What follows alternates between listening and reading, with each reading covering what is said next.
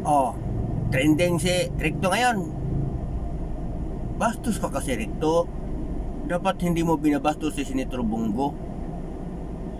Ang ganda ng pakiusap ni Senator Bongo, pero ang napakabastos ng sagot mo. At saka wala ka na ibang naisip talaga kundi mag tax na lang sa amin, mga ordinaryong tao. Diba? Di ba kaya unahin nyo muna yung yung problema natin ngayon, nung magnanakaw ng pera dyan, bilyon-bilyon? Kapag makuha natin ulit yan, daming pera niyan, bakit hindi niya uunahin? Bakit inuuna nyo ang makatax kayo ng mga tao, additional tax na naman? Kami naman mag-suffer mga ordinaryong tao dito. Ikaw talaga, Ricto, wala ka nang di ba naisip? Tingnan mo ngayon, di ba trending ngayon yung sinasabi ni Ted Filon na saan kayo nang hiram ng kapal ng mukha nyo? Talagang makapal talaga mukha nyo.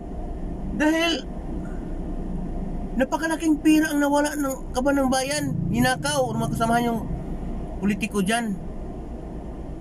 Na ngayon, naghanap kayo ng ibang pera. Another resource na naman.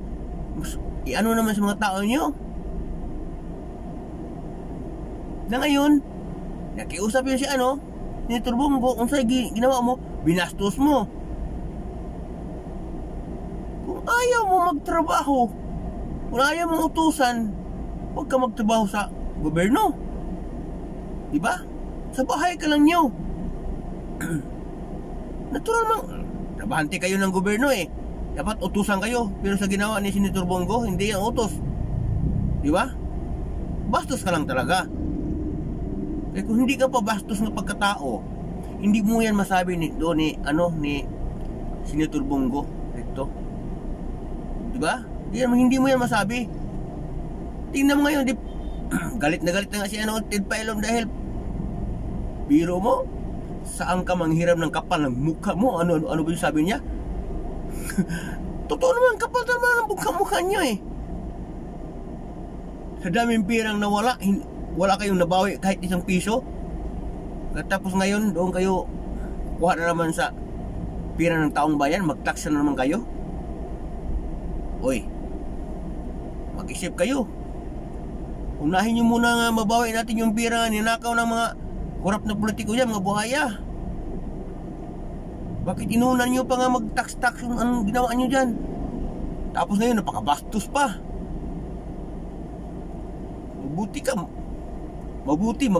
Mabait si Bongo. Kung ibang senador ba ang binanata mo dyan, baka inupakan ka na.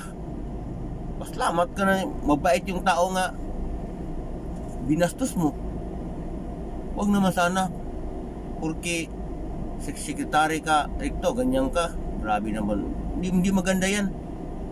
Talagang pagdating ng eleksyon, tatakbo ka, mangumpanya talaga ako, hindi ka iboto.